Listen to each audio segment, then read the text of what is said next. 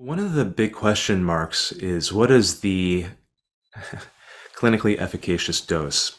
And the FDA is also interested in like what is the lowest dose that you can give because generally when you give people drugs, even prescription drugs, you don't want to give them more than they need. You want to give them just enough, but no more to achieve symptom relief, remission, benefit. With psychedelics, it's a little bit more complex. What we have been seeing is that there's a range of different doses that have been tested. So, for example, just to take working with cancer populations that have existential distress and anxiety and despair and depression, what we're seeing is we have sort of a low moderate dose that Charlie Grob and Alicia Danforth and others used at UCLA that was zero point 0.2 milligrams per kilogram of human body weight. At NYU, we used zero point 0.3 milligrams per kilogram of human body weight, 50% more. It's roughly equivalent to 3 grams of dried mushrooms. And then at Hopkins, they used zero point 0.43 milligrams per kilogram of human body weight. And what we see is, so that's roughly equivalent to something between like 14 milligrams. Right now, the sort of emerging standard in the field is 25 milligrams of psilocybin and synthetic psilocybin in clinical trials. But we've seen in our colleagues' work, my former team's work at NYU in the alcohol use disorder trial, going up to even 40 milligrams, right? Not just staying at 25 milligrams or 40 milligrams. So there's a swath. And each of these three sort of low, moderate, high, moderate dosage, they're all clinically efficacious. They all help people. The higher dose tends toward slightly stronger efficacy and slightly stronger durability. But even at a low moderate dose, you don't have to blow the roof off. People have do a different type of work. It's more psycholytic. It's like more, they may be less likely to have a complete mystical experience, but they get significant benefit. And Dr. Grob published that in the Archives of General Psychiatry, and highly reputable journal, and had a strong effect, certainly better than conventional antidepressants for depression and anxiety. One of the problems in the dosing curve as you increase is that, you start to get better efficacy and then it starts to plateau. More does not actually help more is what we start to be seeing. So in the sort of underground naturalistic settings, there's this idea that you should reach for heroic, sometimes called heroic doses, really, really high doses. And there's probably some ceiling effects. So it's not even clear that it's not scalar at some point. I mean, I don't know that 30 grams of mushrooms is 10 times stronger than 3 grams of mushrooms, but because the human brain can only metabolize so much. But I am extremely cautious about that. I think that high dose work is extraordinarily dangerous because great work from Hopkins showed that they had a sort of a moderate dose and then a higher dose. And what they saw was that there was really no major benefit between the moderately high dose and the high dose in terms of benefit for folks. But they had 6 to 7 times greater rate of adverse events. Yeah. And we can have a debate about what that means, but like more headache, more physical problems, more nausea, more hypertension, more cardiac risk, but also, like really harder experiences, more panic, more, the sort of, I don't remember the exact, but sort of a greater risk of panic attacks during the session, extreme fear, paranoia. Now, all of these things may be that you're getting deeper down into the sort of root issues that are affecting you, but they do require a much higher level of support and rapport. You can't just drop in with a high dose experience. So most of the work is aiming towards a sweet spot. And the sweet spot is somewhere in a moderate dose range. But I think that we'll have different ways of working. And this excludes entirely the sort of microdose, right, which is 1/10 of a clinically efficacious dose. Most people who are doing what I think are called microdose work are actually doing low dose work oftentimes. A lot of them are characterizing as micro when it's actually low dose work, because if they're having threshold psychedelic effects, they're probably taking a low dose of medicine. Whereas a true microdose, you wouldn't have discernible effects per se, but they might be taking like half a gram or a gram of a mushroom, and then you're having like a low dose or ultra low dose experience, which is, up for study. That could be really potential. That sort of thing could be really helpful. I know a lot of people report benefit from it.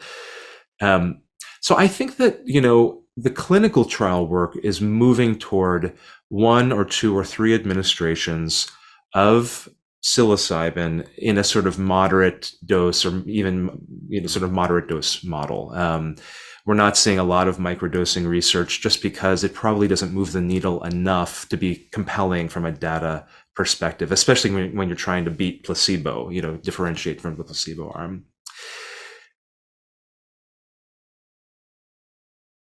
What we were using in MAPS's large multi-site trials to treat severe PTSD was a 3-session protocol. There was a lot of preparatory and integration psychotherapy, but 3 dosing sessions about a month apart.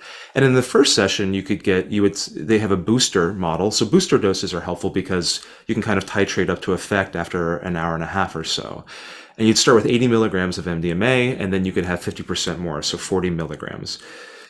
And depending on people's clinical response in that first experience, that's like a nice. People have very strong and beautiful experiences with that dosage level. But in the second and third, you could step up to 100. You'd start with a dose of 120 milligrams, and then an hour and a half later, you had the option to take the booster, which was an additional 60. So you could go up to 180 milligrams. What I think you'll see with MDMA is that it's obviously a little different than serotonergic psychedelics like psilocybin or LSD, because the more you give, it doesn't necessarily confer there's people have strong experiences, but they're not having gross visualizations, for example, usually. And so what's interesting about the MDMA model, at least in that trial, is that it used 2 little techniques, both a booster strategy and then over time a dose escalation strategy. And there's some research that suggests that, when you're working with someone who's never taken MDMA before, you don't want to give them like the top dose, you want to step them up. And that people it's a little bit like getting into the pool. Like you don't want to throw the baby into the deep end of the pool. You want to walk down the stairs and get in the shallow end and get accustomed to the temperature. And then when you're ready, start swimming into the deeper end. Similarly, with escalating dose trials, the first time you give medicine, give them like a low or moderate dose, and then step up from there. And we've seen this used with good clinical effect in the ketamine work as well. There's a lot of variability, metabolic variability and psychological variability in how people respond to the same dosage paradigm, whether using a fixed dose paradigm, 25 milligrams of psilocybin, or a by weight paradigm or a by ideal weight paradigm.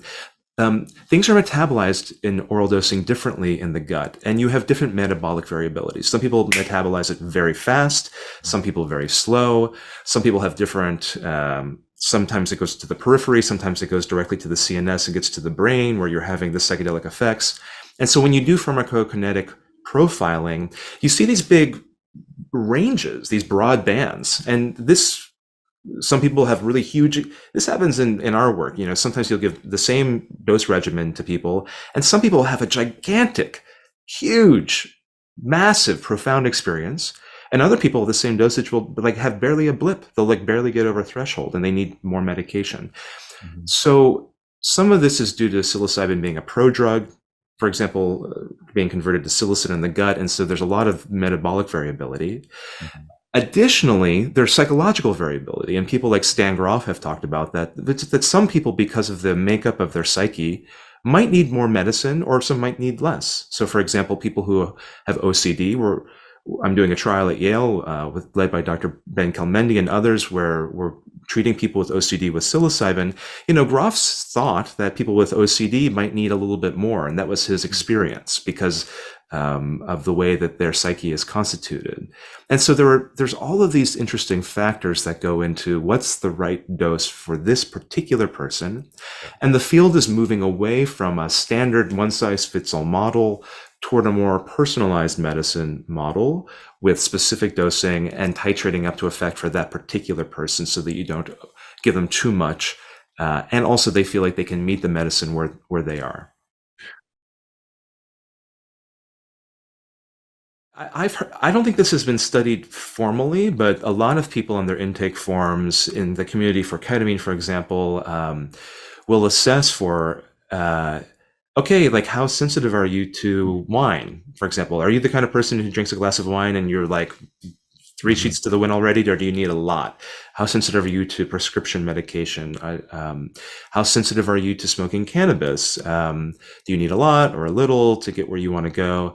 If you've taken psychedelics before, what was your experience? How much did you take? And so these are potentially rough proxies for how much mileage people are going to get out of, in terms of pharmacodynamics, sort of dose response at that dosage level.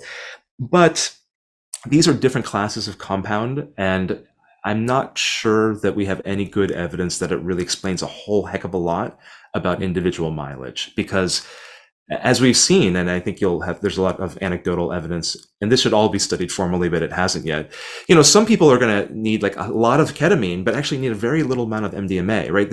Even within tryptamines and the dissociatives and phenethylamines, and even within those classes, people may vary, and it may be moderated by factors that we yet don't understand. I mean, did the person have some sort of citric acid, orange juice, grapefruit juice that morning seems to potentiate ketamine, for example. How much food you have in your gut, how tired you are. Any number of things can potentiate or modulate your particular experience on that day. And so I think from a scientific and clinical perspective, there's a lot of concern that we want to get people into the right range, but too much or too little is either potentially dangerous or a waste of everyone's time. So the dosing strategies are really important.